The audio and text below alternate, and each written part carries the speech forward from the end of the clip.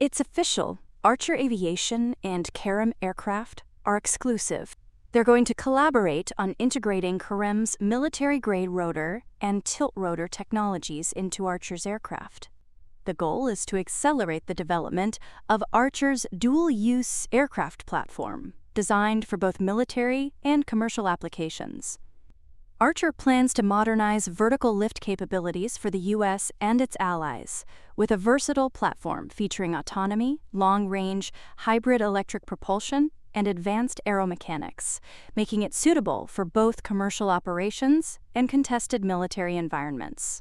Through this collaboration, Archer gains exclusive access to Karem's validated tilt rotor technology, which has been tested and proven by the U.S. Army.